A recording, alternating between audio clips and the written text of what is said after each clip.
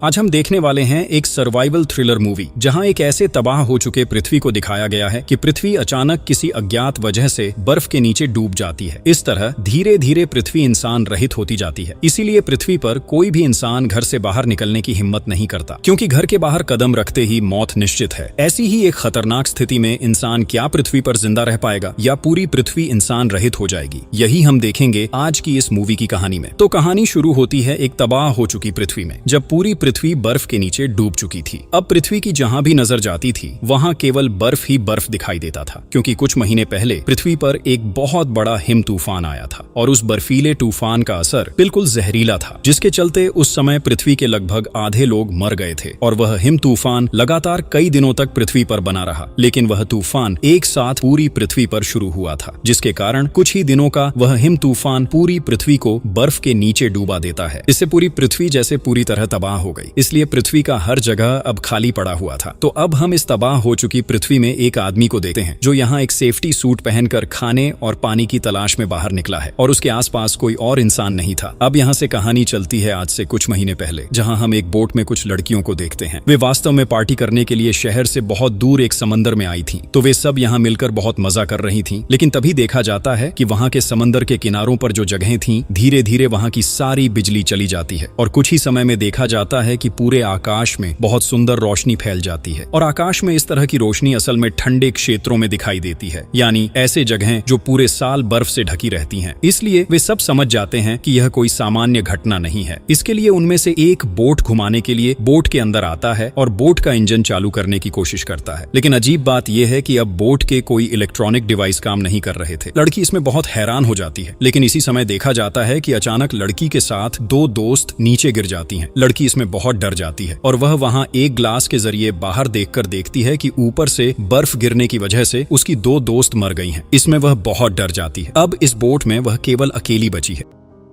अब इस घटना के कुछ दिनों बाद हम स्पेन के एक सीन को देखते हैं, जहां स्पेन के लोग प्रोटेस्ट कर रहे थे, क्योंकि उस रात पूरे शहर की बिजली चली जाने के बाद अब तक देश की बिजली स्थिर नहीं हुई थी। उन्हें उनकी जरूरत के मुकाबले बहुत कम बिजली मिल रही थी, और उनके इस प्रोटेस्ट के कारण सड़कों पर बहुत जाम लग गया था। तो यहाँ एक गाड़ी में हम जॉन नाम के एक आदमी को देखते हैं। जॉन अपनी वाइफ और बेटी को उनके घर छोड़ने के बाद आज अपने कुछ पुराने दोस्तों के साथ एक पार्टी करने जा रहा था, लेकिन सड़कों पर भारी जाम के कारण वह वहां पहुंचने में लेट हो जाता है। फिर वह किसी तरह अपने दोस्त अल्फ्रेडो के घर पहुंचता है, जहां उसके बाकी दोस्त पहले ही आ चुके थे, और वे सब यहां मिलकर टीवी पर एक न्यूज देख रहे थे। न्यूज में दिखाया जा रहा था कि एक बहुत बड़े फैक्ट्री में आग लग गई है और वहां का जहरीला गैस लीक हो गया है। अगर किसी तरह वह गैस बाहर फैलती है तो सभी लोग बहुत बड़े खतरे में पड़ जाएंगे। लेकिन जॉन यहां उन लोगों से कहता है, तुम लोग ये सब न्यूज क्यों देख रहे हो? ऐसे समय को बर्बाद किए बिना हमें अपने काम पर ध्यान देना चाहिए। इसके बाद वे सब मिलकर वहां से गेम खेलने चले जाते हैं, और कुछ समय बाद एक डिलीवरी मैन आता है और उन्हें कुछ ड्रिंक्स देता है। इस डिलीवरी मैन का नाम था विसेन। तो वे सब ड्रिंक पीते हुए बहुत मजा करते हुए गेम खेल रहे थे, लेकिन ठीक तभी वहां की बिजली चली जाती है। इस बिजली की समस्या असल में केवल उनके शहर में ही नहीं थी, बल्कि अब पूरी पृथ्वी की स्थिति ऐसी थी। लेकिन ठीक तभी वहां एना नाम की एक महिला चिल्लाती है, जो अल्फ्रेडो की वाइफ थी, क्योंकि वह बाहर देखकर देखती है कि वह विसेन नाम का डिलीवरी मैन वहां मरे हुए पड़ा है। एना की चिल्लाहट सुनकर जॉन और उसके बाकी दोस्त वहां पहुंचते हैं, और वे देखते हैं कि सच में विसेन मरे हुए हैं, और विसेन के शरीर पर आकाश से बर्फ गिर रही थी। इसे देखकर वे सब बहुत डर जाते हैं, क्योंकि उनके शहर में कभी भी इससे पहले बर्फ नहीं गिरी थी। यहाँ तक कि उनके इस इलाके में बर्फ गिरने की बात भी नहीं हुई थी। इसके अलावा अब उनके देश में गर्मियों का मौसम चल रहा था। अब इस सीन को देखकर वे सब समझ जाते हैं कि यह बर्फ कोई सामान्य बर्फ नहीं है, क्योंकि इसके प्रभाव से विसेन मरे हुए हैं। इस बर्फ में जरूर कोई विषैला गैस है। इसलिए एना तुरंत सबको कहती है कि उनके घर के दरवाजे, खिड़कियां और जितनी भी दरारें हैं, सबको मिलकर बंद कर दो, ताकि किसी भी तरह से बर्फ घर के अंदर ना आ सके, वरना वे भी मरे हुए हो सकते हैं। इसलिए वे सब घर की हर दरार को सील कर रहे थे। लेकिन अल्फ्रेडो को छोड़कर उसके बाकी दोस्त अब अपनी अपनी फैमिली के लिए चिंता कर रहे थे, क्योंकि उनके परिवार अब घर में अकेले थे। और सबसे खतरनाक बात यह थी कि अब उनके फोन और कंप्यूटर कुछ भी काम नहीं कर रहे थे। इसलिए वे अब चाहकर भी अपने परिवार को सतर्क नहीं कर सकते थे। लेकिन यहाँ सबसे ज्यादा चिंता में पड़ता है रुशो। इसलिए रुशो तब अपने परिवार को बचाने के लिए किसी तरह एक जैकेट सिर पर डालकर वहां से बाहर निकल रहा था। हालांकि सब उसे रोकने की कोशिश करते हैं, लेकिन वह किसी की भी बात नहीं सुनता। सुनता, बल्कि वह जल्दी से वहां से निकल जाता है। सब तब उसकी स्थिति देखने के लिए खिड़की के पास आते हैं और प्रार्थना करने लगते हैं कि वह सुरक्षित रहे। लेकिन थोड़ी ही देर बाद देखा जाता है कि विसेन की तरह ही जब उस पर बर्फ गिरना शुरू होती है तो उस बर्फ के विषैले प्रभाव से वह भी मरे जाता है। सब इसमें बहुत दुखी होते हैं, यहाँ तक कि बहुत डर भी लगता है। अल्फ्रेडो को छोड़कर बाकी सब सोच रहे थे कि अब वे अपने घर तक कैसे पहुंचेंगे और उनका परिवार सुरक्षित है या नहीं। जब सब यह सोचकर चिंता कर रहे थे, ठीक तभी किसी ने उनके दरवाजे पर खटखटाया। इसके बाद जब वे सब जाकर दरवाजा खोलते हैं तो देखा जाता है कि यहाँ एक डिलीवरी गर्ल आई है। शायद किसी के घर डिलीवरी देने के लिए वह फंस गई थी। लड़की बताती है कि उसकी डिलीवरी वाली बाइक खराब हो गई थी, जिस कारण वह यहाँ के किसी सड़क किनारे फंस गई और सौभाग्यवश उसके पास एक वाटर शील्ड था, जिसके कारण जब बर्फ गिरना शुरू हुई तो उसने सिर्फ ठंड से बचने के लिए शील्ड को अपने ऊपर रखा। लेकिन तुरंत ही उसने अपनी आंखों के सामने कुछ लोगों को मरते देखा और समझ गई कि बर्फ में कोई विषैला गैस है। लेकिन वाटर शील्ड की वजह से वह बच गई और अल्फ्रेडो के घर के पीछे एक पुराना गैरेज है। यह लड़की उसी गैरेज के जरिए यहाँ आई थी। लड़की को देखकर जॉन के दिमाग में आइडिया आता है। वह सोचता है कि वह भी इस लड़की की तरह अपने घर जाएगा, क्योंकि उसकी वाइफ और बेटी का जीवन अब बहुत जोखिम में है। और लड़की को देखकर वे यहाँ समझ चुके हैं कि अगर शरीर को ढक लिया जाए तो वे सुरक्षित रहेंगे। इसलिए जॉन तब अल्फ्रेडो के गैरेज में एक कार स्टार्ट करने जाता है, लेकिन गैरेज में मौजूद हर कार खराब थी, इसलिए अब उसे पैदल ही जाना पड़ेगा, क्योंकि कल रात वह जो कार लेकर आया था वह कार उसने यहाँ से दूर एक गैरेज में छोड़ दी थी, जहाँ जाना अब उसके लिए पॉसिबल नहीं है। अल्फ्रेडो तब जॉन को अंदर ले जाता है और वे सब मिलकर जॉन के लिए पुराने कुछ सामानों से एक सेफ्टी सूट बना देते हैं। यहाँ तक कि उसे एक गैस मास्क भी पहनाया जाता है ताकि सांस लेने के दौरान उसके अंदर विषैला गैस न जाए। इसके बाद जब बाहर थोड़ी सुबह की रोशनी आती है तो जॉन सबको अलविदा कहता है और सब अंदर से बाहर देखते हैं, सोचते हैं कि जॉन का भी वही हाल होगा जो विसेन का हुआ था या नहीं। सब इस बात को लेकर बहुत चिंता में थे। दूसरी तरफ जॉन बहुत हिम्मत करके बाहर कदम रखता है और उसके ऊपर धीरे धीरे बर्फ गिरने लगती है। लेकिन सौभाग्य से देखा जाता है कि जॉन का यह सेफ्टी सूट उसके काम आता है, यानी इस सूट की वजह से वह विषैले स्नोफॉल से बच जाता है। सबको जैसे अपने अंदर जान वापस मिल गई हो। इसके बाद जॉन सबको बाहर से इशारा करके कहता है कि वह बहुत जल्दी अपनी वाइफ और बेटी को लेकर वापस आएगा। इसके बाद वे सब मिलकर एक सुरक्षित जगह की ओर जाएंगे। यह कहकर जॉन वहां जाने लगता है जहां उसकी वाइफ और बेटी हैं। लेकिन आसपास की स्थिति देखकर वह पूरी तरह हैरान हो जाता है, क्योंकि एक ही रात में सब कुछ जैसे पूरी तरह तबाह हो गया है। सड़कें और रास्ते सब खाली पड़े हैं और चारों तरफ जानवर और कई लोगों के शव भी पड़े हैं। शायद वे समय पर बर्फ से नहीं बच पाए। इसी समय जॉन पीछे मुड़कर देखता है कि एक टॉवर में एक आदमी का शव लटका हुआ है। यह आदमी असल में एक इलेक्ट्रिशियन था, टॉवर में इलेक्ट्रिक काम करने आया था और वहीं मर गया। ये देखकर जॉन को बहुत बुरा लगता है। दूसरी तरफ हम अल्फ्रेडो और एना को देखते हैं। एना थककर सो गई थी और जब उसकी नींद खुलती है तो वह देखती है कि बहुत समय हो गया है, लेकिन अभी भी बाहर बर्फ गिर रही है। वहीं दूसरी ओर अल्फ्रेडो पूरी रात चिंता में सो नहीं पाया, इसलिए एना तब अल्फ्रेडो के लिए किचन में थोड़ी चाय बनाने जाती है। हालांकि सब उसे ऐसा करने से रोक रहे थे, क्योंकि हो सकता है कि पानी में भी गैस फैल गया हो, इसलिए अब सभी काम उन्हें बहुत सावधानी से करना होगा। गलती से भी बाहर का खाना या पानी बिना जांचे मुंह में नहीं लिया जा सका, इसलिए अब वे चाहकर भी टैप का पानी नहीं पी सकते। इस बीच उनके पास केवल कुछ ही बोतलें पानी की थीं, इसलिए सब इस बात को लेकर बहुत चिंता में पड़ जाते हैं।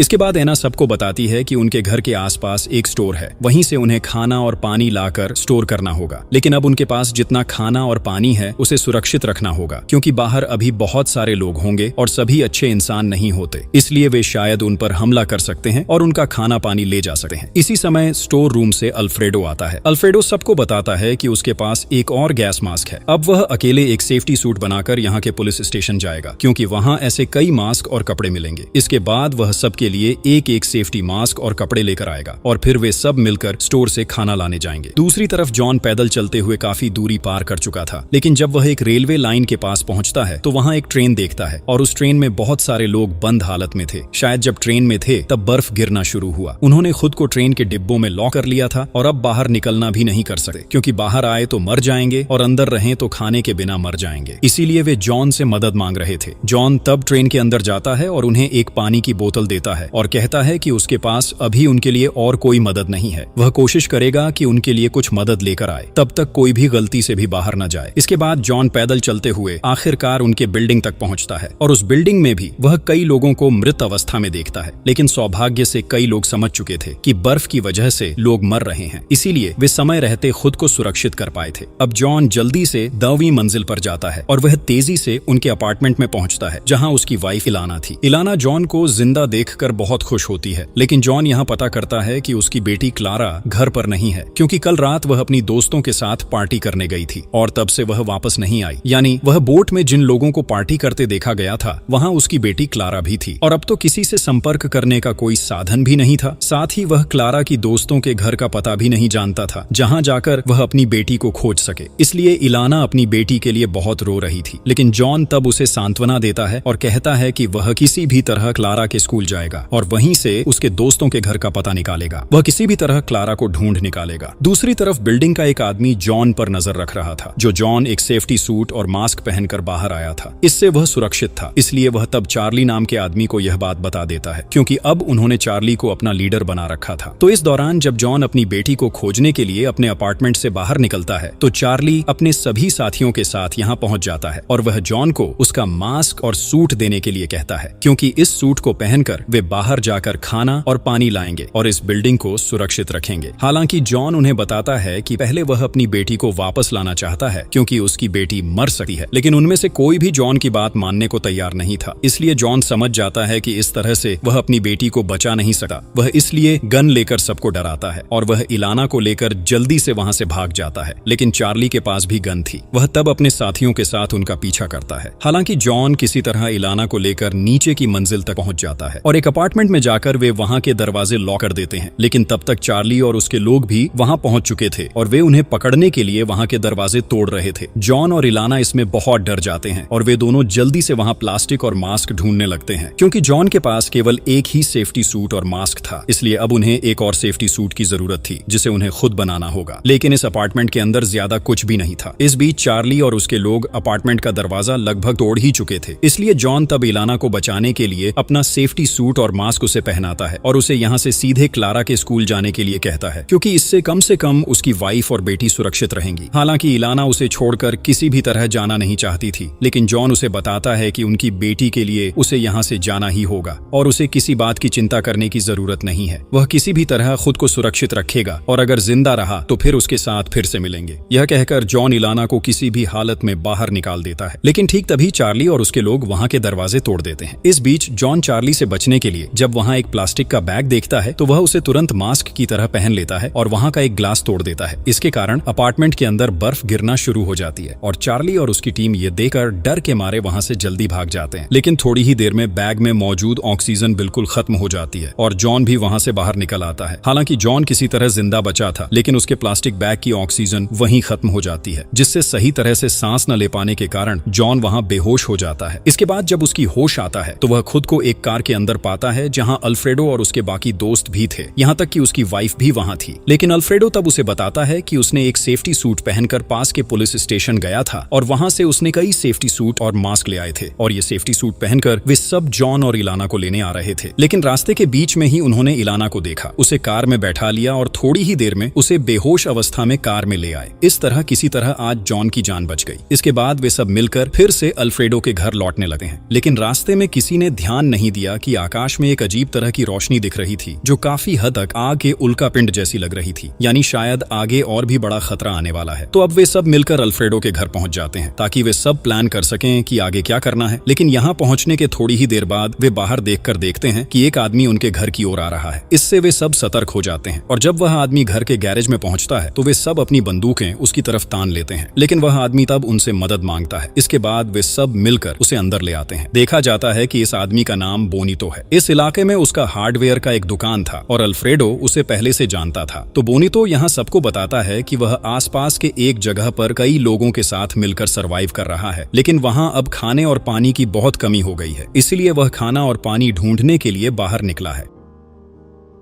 यह सुनकर अल्फ्रेडो तब उसे बताता है कि अगर हमारे लिए संभव होता तो हम सबकी मदद करते, लेकिन इस स्थिति में अब हमें अपनी ही चिंता करनी होगी। फिर भी अल्फ्रेडो बोनेटो को कुछ खाना और पानी देता है जो उन्होंने यहाँ के एक स्टोर से लाकर जमा किया हुआ था। बोनेटो तब उनका धन्यवाद करता है और वहाँ से चला जाता है। लेकिन तब तक किसी ने ध्यान नहीं दिया कि उनकी टीम का एक मेंबर बिना किसी को बताए गैरेज की एक कार ठीक कर लेता है और उसे लेकर निकल जाता है। शायद वह अपने फैमिली के किसी मेंबर की तलाश में जा रहा था, लेकिन रास्ते में आकाश में वह उज्जवल रोशनी दिखाई दे रही थी। थोड़ी ही देर में वह रोशनी इतनी तेज हो जाती है कि वह आंखें खोलकर देख भी नहीं पाता। इससे उसकी ध्यान भटक जाती है और वहां एक बड़ा एक्सीडेंट हो जाता है जिसमें वह वहीं मर जाता है। दूसरी तरफ जॉन और इलाना अपनी बेटी को खोजने के लिए बेचैन हो रहे थे, इसलिए रात होने के बाद भी वे दोनों अलविदा कहकर अपनी बेटी को खोजने निकल पड़े। लेकिन अब बर्फबारी की गति बहुत तेज थी, इसलिए आगे की सड़कें अच्छे से दिखाई नहीं दे रही थी। इसी बीच जॉन और इलाना सड़क के बीच में चेक कर रहे थे और सौभाग्य से उन्हें एक कार भी मिल जाती है। लेकिन तभी वहां उन्हें कुछ और कारों की आवाज सुनाई देती है जो अन्य सर्वाइवर्स की थीं, लेकिन वे असल में खाना और पानी लूटने के लिए निकले थे। इसलिए जॉन और इलाना दोनों वहां छिप गए। वे दोनों सब कुछ देखकर समझ गए कि शहर में उनकी तरह और भी कई ग्रुप घूम रहे हैं जो घरों और दुकानों से जितना ज्यादा संभव हो सके खाना और पानी लूट रहे थे और उसे अपने पास जमा कर रहे थे ताकि वे ज्यादा समय तक सरवाइव कर सकें। साथ ही खाना और पानी के लिए लोगों को मारने में उन्हें कोई संकोच नहीं था। इसलिए जॉन और इलाना किसी तरह वहां चुपचाप रहते हैं और थोड़ी ही देर में वह टीम वहां से चली जाती है और जॉन और इलाना भी सीधे अपनी बेटी के स्कूल पहुंच जाते हैं और वहां से वे अपनी बेटी के दोस्तों के एड्रेस निकाल लेते हैं। इसके बाद जब वे दोनों स्कूल से बाहर जाने वाले होते हैं तो वे स्कूल के कैंटीन के अंदर से एक आवाज सुनते हैं। फिर वे कैंटीन के दरवाजे के पास जाकर देखते हैं कि जब पृथ्वी ठीक ठाक थी, यानी 2 दिन पहले जब स्कूल में क्लास चल रही थी, तब कुछ शरारती बच्चे मिलकर पाब्लो नाम के एक बच्चे को वहां बंद कर चुके थे और वह लगभग 2 दिन से यहीं फंसा हुआ था। और चूंकि यह कैंटीन था इसलिए पाब्लो को खाने और पानी की कोई प्रॉब्लम नहीं हुई थी। लेकिन पाब्लो बहुत ज्यादा डरे हुए था, इसलिए जॉन पहले उसे शांत करता है। इसके बाद वह उसे बताता है कि पृथ्वी पर अब क्या चल रहा है और कैसे स्नोफॉल की वजह से लोग मर रहे हैं। पाब्लो फिर बाहर देखकर देखता है कि सच में उसके स्कूल के कई बच्चे मर चुके हैं। वह बहुत डर जाता है। दूसरी तरफ अल्फ्रेडो और उसके साथी घर में बैठकर देख रहे थे कि आसपास कई डकैती करने वाले समूह घूम रहे हैं और वे जहां से भी संभव हो वहां से खाना ले जा रहे थे। यहाँ तक कि वे लोगों से ही उनका खाना छीन रहे थे। इसलिए जितनी जल्दी हो सके उन्हें भी खाना जुटाने के लिए बाहर निकलना होगा, वरना इन डकैत दलों की तरह जो हर जगह लूटपाट कर रहे हैं आगे चलकर उन्हें कोई खाना या पानी नहीं मिलेगा। तो अल्फ्रेडो और उसकी वाइफ एना सज धज कर तैयार हो जाते हैं और घर पर जो डिलीवरी गर्ल आई थी वे उसे यह कहकर रखते हैं कि वह घर का ध्यान रखे ताकि कोई डकैत यहाँ अंदर न आ सके। इसके बाद अल्फ्रेडो बाहर निकलकर अपनी वाइफ के साथ एक गाड़ी ढूंढता है और वे उस गाड़ी में बैठकर खाना पानी की तलाश पर निकल पड़ते हैं। रास्ते में वे दोनों प्लान कर रहे थे कि जब जॉन और इलेना अपनी बेटी के साथ वापस आएंगे तब वे सब मिलकर अपना पूरा घर सील कर देंगे ताकि बाहर के लोग उन पर हमला न कर सकें, क्योंकि जब सारे स्टोर्स से खाना खत्म हो जाएगा तब डकैत दल घर की तरफ ज्यादा टारगेट करेंगे। अब कुछ दूरी तय करने के बाद वे एक जगह रुकते हैं जहां विभिन्न प्रकार के लोहे के टूल्स रखे थे। वे निर्णय लेते हैं कि यहाँ से वे विभिन्न टूल्स इकट्ठा करेंगे क्योंकि ये उनके घर को सील करने में काम आ सकते हैं। लेकिन इस जगह के अंदर आकर वे देखते हैं कि यहाँ उनके जैसे और भी कई सर्वाइवर्स हैं, जिनमें से एक था बोनिटो, जिसे अल्फ्रेडो ने पहले खाना देकर मदद की थी। तब अल्फ्रेडो और एना समझ जाते हैं कि यह बोनिटो का ही घर है और चूंकि अल्फ्रेडो ने बोनिटो की मदद की थी इसलिए बोनिटो अब उसे मदद करना चाहता है। वह यहाँ अल्फ्रेडो से कहता है कि उन्होंने एक सुरक्षित आइलैंड खोज लिया है जो अभी भी स्नोफॉल से सुरक्षित है। वहाँ पहले से ही कुछ सर्वाइवर्स हैं, यहाँ तक कि वहाँ एक मिलिट्री कैंप भी बनाया गया है और वही मिलिट्री सबको सुरक्षा प्रदान कर रही है। इसलिए बोनिटो और उसकी टीम उस आइलैंड की ओर रवाना होंगे। लेकिन अगर अल्फ्रेडो चाहे तो वह और उसकी टीम भी उनके साथ जुड़ सकते हैं, क्योंकि यहाँ रहकर भी उन्हें ज्यादा फायदा नहीं है। कम से कम जीवित रहने की कोशिश तो करनी होगी। अल्फ्रेडो को बोनिटो का यह प्रस्ताव बहुत अच्छा लगता है, क्योंकि यहाँ सरवाइव करने के बावजूद उन्हें कोई लाभ नहीं है। कुछ दिनों बाद इस शहर की स्थिति पूरी तरह बदल जाएगी और उनके पास जो खाना और पानी है वह भी खत्म हो जाएगा। इसलिए बोनिटो के साथ जाना उनके लिए समझदारी भरा कदम होगा। दूसरी तरफ हम जॉन और इलेना को देखते हैं कि वे दोनों पाब्लो को लेकर उसके घर आते हैं ताकि वे पाब्लो को उसके माता पिता के हाथों में सौंप सकें। लेकिन यहाँ पहुँचने के बाद उन्हें पता चलता है कि पाब्लो के माता पिता दोनों ही मर चुके हैं। यह जानकर पाब्लो बीमार हो जाता है। जॉन और इलेना इसमें बहुत डर जाते हैं और जॉन तब उन्हें लेकर एक फार्मेसी की ओर जाता है जहाँ से वे पाब्लो के लिए दवा ले सकते हैं। थोड़ी ही देर में वे फार्मेसी के अंदर पहुंच जाते हैं, लेकिन इसी समय वे बाहर एक महिला को देखते हैं जो प्रेग्नेंट थी। जॉन और इलेना उसे देखकर बहुत दया महसूस करते हैं, इसलिए वे फार्मेसी का गेट खोलकर उसे अंदर आने देते हैं। लेकिन असल में यह एक जाल था, क्योंकि उस महिला के साथ उसका पूरा टीम मौजूद था। तब वह टीम अंदर आकर जॉन और इलेना की तरफ बंदूक तान देती है और जब वे जबरदस्ती जॉन से उनकी गाड़ी की चाबी ले लेते हैं तो जॉन और इलेना को वहां के एक बाथरूम में बंद कर देते हैं। और जब उस टीम के सभी लोग वहां से चले जाते हैं तब पाब्लो आकर उन्हें आजाद कर देता है, क्योंकि पाब्लो तब तक वहां किसी जगह पर छिपा हुआ था। दूसरी तरफ अल्फ्रेडो और एना घर पहुंचते हैं और अल्फ्रेडो एना से डिस्कस कर रहा था कि क्या सच में उन्हें अपना शहर छोड़ देना चाहिए या नहीं। एना तब उसे बताती है कि उन्हें यहाँ से जरूर जाना होगा, वरना कुछ ही दिनों में यह शहर रहने योग्य नहीं रहेगा, क्योंकि यहाँ के लोग धीरे धीरे बहुत हिंसक होते जा रहे हैं। इसीलिए इसके पहले उन्हें किसी सुरक्षित जगह पर जाना होगा। तो अल्फ्रेडो बोनिटो से, जो आइलैंड के बारे में जान पाया था, उसके बारे में सही जानकारी पाने के लिए अल्फ्रेडो अपने घर के सभी रेडियो ऑन करने की कोशिश कर रहा था, लेकिन किसी भी तरह से कोई फायदा नहीं हुआ। अल्फ्रेडो घर की छत पर जाकर वहाँ की एंटीना भी ठीक करता है, लेकिन इससे भी कोई फायदा नहीं होता। इसके बाद अल्फ्रेडो उनके कंपास चेक कर रहा था, जिसके जरिए वे सुरक्षित आइलैंड की ओर जा सकते थे, लेकिन अब यह कंपास भी काम नहीं कर रहा था। दूसरी तरफ जॉन, इलाना और पाब्लो अब पैदल ही रास्ता तय कर रहे थे। सौभाग्य से उनकी सेफ्टी सूट की वजह से उन्हें कोई नुकसान नहीं हो रहा था, लेकिन उन्हें तीनों को बहुत ज्यादा ठंड लग रही थी और अभी भी उन्हें बहुत लंबा रास्ता पैदल ही तय करना था। इसीलिए जब जॉन वहाँ एक कार देखता है तो वह उसे लूटने का फैसला करता है, लेकिन कार के पास पहुंचने पर वह देखता है कि एक परिवार अपनी छोटी बेटी को लेकर बचने की कोशिश कर रहा है। इसलिए जॉन अब यह बुरा काम नहीं कर सकता। असल में जॉन के लिए कोई अन्याय करना संभव ही नहीं था। इसलिए जॉन इलाना और पाब्लो को लेकर फिर से पैदल चलना शुरू करता है। कुछ समय बाद वे उसी ट्रेन के पास पहुंचते हैं जिसमें पहले एक बोगी के अंदर कई लोग बंद थे, लेकिन अब उस ट्रेन में कोई भी व्यक्ति नहीं था। जॉन इससे समझता है कि शायद भूख और प्यास की वजह से वे बाहर निकले होंगे और रास्ते में ही उनकी मृत्यु हो गई होगी।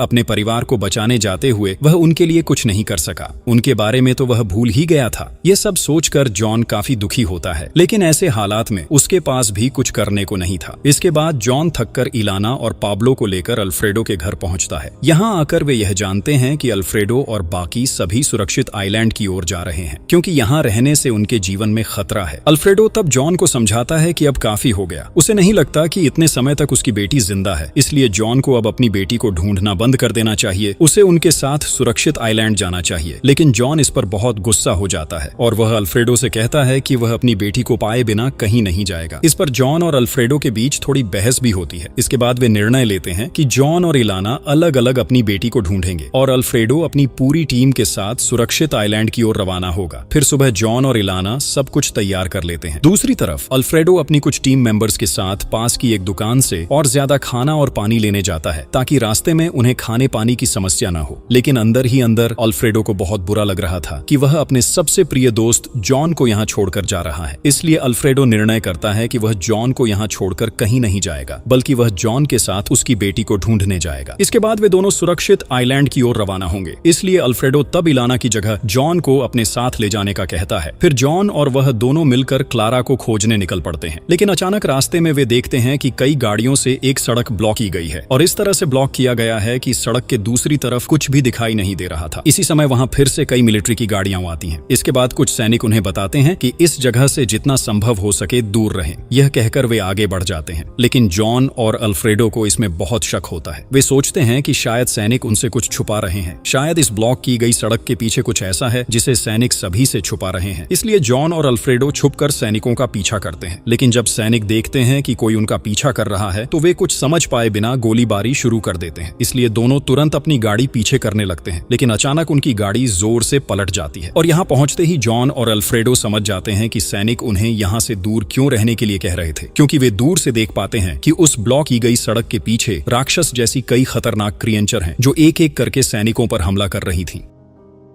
जॉन और अल्फ्रेडो इसमें बहुत डर जाते हैं। वे समझते हैं कि सैनिक असल में इन क्रिएचर को बंदी बनाकर रखना चाहते थे। इस बीच क्रिएचर उन्हें देख पाकर उनकी तरफ दौड़ने लगती है। सभी गाड़ियां हटाकर ये धीरे धीरे बाहर निकलती हैं। जॉन और अल्फ्रेडो तब अपनी जान बचाने के लिए उलटी हुई गाड़ी के पीछे जाकर छिप जाते हैं और सब कुछ शांत होने तक इंतजार करते हैं। वहां उन्हें फिर से कुछ सैनिकों की कुछ बंदूकें भी मिलती हैं, लेकिन वे अच्छे से समझ जाते हैं कि इन बंदूकों से वे इतने बड़े क्रिएचर्स पर कुछ भी नहीं कर पाएंगे। इसलिए वे सब कुछ शांत होने तक इंतजार कर रहे थे। लेकिन इस बीच कुछ क्रिएचर्स उन्हें पहचान लेते हैं और उनका पीछा करना शुरू कर देते हैं। जॉन और अल्फ्रेडो इसमें बहुत डर जाते हैं और अपनी जान बचाने के लिए दौड़ने लगते हैं। दौड़ते दौड़ते वे काफी दूर आ जाते हैं। तब एक बिल्डिंग से एक व्यक्ति उन्हें बिल्डिंग के अंदर आने के लिए कहता है और वह उन्हें बचाने के लिए बिल्डिंग की छत से क्रिएचर्स पर आग फेंक रहा होता है। इस मौके का फायदा उठाकर अल्फ्रेडो और जॉन सुरक्षित रूप से बिल्डिंग में पहुंच जाते हैं। इसके बाद वे देखते हैं कि यह बिल्डिंग असल में एक चर्च थी, जहां उनके जैसे और भी कई लोग सर्वाइव कर रहे रहे थे। यहाँ चर्च का एक व्यक्ति उन्हें बिल्डिंग की छत पर ले जाता है और उन्हें आकाश में आग जैसी चीजें दिखाता है और बताता है कि ये एक तरह के स्पेसशिप हैं जो किसी और ग्रह से आकर पृथ्वी पर घूम रहे हैं। और जब ये आकाश में दिखाई देने लगे तभी आसपास वो अजीब क्रिएचर दिखाई देने लगे। हो सकता है कि ये क्रिएचर भी किसी और ग्रह से यहाँ आ रहे हों, यानी उनके सामने अब और भी बड़ा खतरा आने वाला है। देखते देखते रात हो जाती है, इसलिए जॉन और अल्फ्रेडो अपने टीम के पास लौटने का निर्णय लेते हैं क्योंकि उन्हें भी इस क्रिएचर के बारे में सतर्क करना होगा। लेकिन यहाँ का नान किसी भी तरह से उन्हें यहाँ के दरवाजे खोलने नहीं देना चाहता था, क्योंकि अगर गलती से वो क्रिएचर समझ गए कि यहाँ लोग हैं तो सभी क्रिएचर एक साथ यहाँ आ जाएंगे। इसलिए उन्हें अगले सुबह सब कुछ देख समझ कर ही बाहर जाने दिया जाएगा। अब सभी को बचाने के लिए उन्हें आज की रात वहीं बितानी थी। इसके बाद देखा जाता है कि यहाँ हर कोई बारी बारी से पहरा दे रहा था। वे देख रहे थे कि कोई क्रिएचर उनकी तरफ तो नहीं आ रहा। इस बीच जॉन अपनी बेटी क्लारा के लिए ही चिंतित था। वह मन ही मन सोच रहा था कि शायद उसकी बेटी अब जीवित नहीं है। नहीं पता इस खतरनाक समय में उसकी बेटी कहाँ फंसी हुई है, क्या वह असल में बची हुई है या मर चुकी है। इसी समय जॉन बाहर से कुछ आवाज सुनता है, इसलिए चेक करने के लिए जॉन सीधे ऊपर चला जाता है। इसके बाद वह बाहर की तरफ देखता है और पाता है कि बाहर अब सैकड़ों क्रिएचर हैं, यानी देखते देखते उनकी संख्या बहुत बढ़ रही है। और अब ऐसा समय आने वाला है कि चर्च की बिल्डिंग भी किसी को बचा नहीं पाएगी। इसीलिए जॉन फिर सभी के पास लौटा है और उन्हें तैयार रहने के लिए कहता है, क्योंकि उन्हें जितनी जल्दी हो सके इस जगह को छोड़ना होगा, नहीं तो किसी भी समय क्रिएचर यहाँ आ सकते हैं। जॉन की बात सुनकर सभी तैयारी करने लगते हैं। वे अपने सभी सामान को गड्ड-मड्ड करके तैयार करने लगते हैं। इसके बाद जब कई घंटे गुजर जाते हैं तो आसपास कोई भी आवाज सुनाई नहीं देती। जॉन फिर यहाँ सभी को बताता है कि रात के समय शायद क्रिएचर सोते हैं, इसलिए अब तक उन्हें कोई आवाज नहीं सुनाई दे रही और उन्हें अब इस मौके का फायदा उठाना होगा। अभी ही यहाँ से बाहर निकलना होगा। जॉन सभी को कहता है कि उन्हें बहुत सावधानी से चलना होगा ताकि किसी भी तरह की छोटी सी आवाज भी न हो। इसके बाद जॉन और बाकी सभी बाहर निकलते हैं। सभी जॉन के पीछे पीछे धीरे धीरे चल रहे थे। जॉन उन सभी रास्तों से नहीं ले जाता जहां उसने क्रिएचर देखे थे, बल्कि दूसरी सड़क से सभी को ले जाता है। लेकिन वहां एक दीवार थी, इसलिए जॉन तब अधिकांश लोगों से कहता है कि वे वहां एक बस के अंदर छुप जाएं और वह और कुछ लोग उस दीवार को तोड़ना शुरू करते हैं ताकि वे इस जगह से भाग सकें। लेकिन दूसरी ओर बस के अंदर एक छोटा बच्चा था और अचानक बच्चा रोने लगता है। उसकी रोने की आवाज से वहां कई क्रिएचर आ जाते हैं। क्रिएचर बस को घेर लेते हैं और उस पर हमला करने ही वाले होते हैं कि तभी देखा जाता है कि उनके बीच एक बुजुर्ग दंपति सीधे चर्च की छत पर चले जाते हैं और वहां जाकर जोर जोर से घंटी बजाने लगते हैं। इससे क्रिएचर का ध्यान उनकी तरफ चला जाता है और वे उनकी तरफ आने लगते हैं। वे दोनों तब एक दूसरे के हाथ कसकर पकड़ते हैं और आखिरी बार एक दूसरे को विदाई देते हैं, क्योंकि वे बाकी लोगों को बचाने के लिए जान की बाजी लगा रहे हैं और उनके इस बलिदान के बदले इस बार सभी बच जाते हैं। दूसरी ओर जन और उसके साथी उस दीवार के पीछे कोई रास्ता नहीं पाते, इसलिए जन अपने साथियों को लेकर उस कार के ढेर के पास जाता है और वहां से किसी तरह एक कार निकाल लेता है। लेकिन तब तक क्रिएचर उनकी मौजूदगी का पता लगा चुके थे। जन तब क्रिएचर को शूट करना शुरू करता है और किसी तरह अपने सभी साथियों को वहां से ढूंढकर एक कार में बैठा देता है। इसके बाद वह किसी तरह कार स्टार्ट करके वहां से निकल जाता है। इससे वह क्रिएचर उन्हें पकड़ नहीं पाते। इसके बाद जन और अल्फ्रेडो अपने घर के सामने पहुंचते हैं। फिर वे बाकी सभी को विदा देकर जल्दी से अपने घर पहुंचते हैं, यह देखने के लिए कि वे सभी ठीक हैं या नहीं। तो यहाँ पहुंचने के बाद वे पाते हैं कि सभी सुरक्षित हैं और जन के लिए तो यहाँ एक बड़ी सरप्राइज भी थी, क्योंकि उसकी बेटी क्लारा भी यहाँ थी। मतलब उसकी बेटी क्लारा बची हुई है। क्लारा ने कल रात ही उन्हें ढूंढते ढूंढते यहाँ आ गई थी, क्योंकि उसे पता था कि अल्फ्रेडो उसके पापा का बहुत अच्छा दोस्त है, इसलिए उसके मम्मी पापा यहाँ हो सकते हैं। इतने दिन बाद जन और इलाना राहत की सांस लेते हैं। वे दोनों अपनी बेटी के साथ आज का दिन रिलैक्स करके बिताते हैं। दूसरी ओर बाकी सभी अब पूरी तरह तैयारी करने लगते हैं ताकि बहुत जल्द वे सेफ आइलैंड की ओर रवाना हो सकें। लेकिन इसी समय वहाँ सर्वाइवर्स का एक ग्रुप आता है। उन्हें पता चला कि अल्फ्रेडो लोग यहाँ से जाने वाले हैं, इसलिए वे अल्फ्रेडो और उनकी टीम को एक ऑफर देते हैं। वे उनकी जगह और गैरेज लेना चाहते हैं और इसके बदले उन्हें एक कार हाउस देने की पेशकश करते हैं, जिससे सभी कहीं भी जा सकें। यहाँ तक कि वहाँ उन्हें बहुत सारी सुविधाएं भी मिलेंगी, क्योंकि कार हाउस में आमतौर पर घर जैसी ही सब चीजें होती हैं। इसलिए कार हाउस के जरिए किसी भी जगह की यात्रा करना बहुत आसान हो जाता है। अब वैसे भी अल्फ्रेडो लोगों को उनके घर और गैरेज की कोई जरूरत नहीं थी, इसलिए वे इस ऑफर पर तुरंत राजी हो जाते हैं। इसके बाद अल्फ्रेडो उन्हें उनके घर की चाबी देता है और उनकी तरफ से होम कार की चाबी ले लेता है। फिर वे अपना सामान लेकर कार में शिफ्ट होने लगते हैं। जन अपनी बेटी क्लारा को भी कार में ले आता है, लेकिन यहाँ देखा जाता है कि क्लारा यहाँ वापस आने के बाद से बहुत अजीब व्यवहार कर रही है। उसके व्यवहार में काफी बदलाव आ गया था, लेकिन सभी सोच रहे थे कि शायद वह बीमार है, इसलिए कोई भी उस पर ज्यादा ध्यान नहीं देता।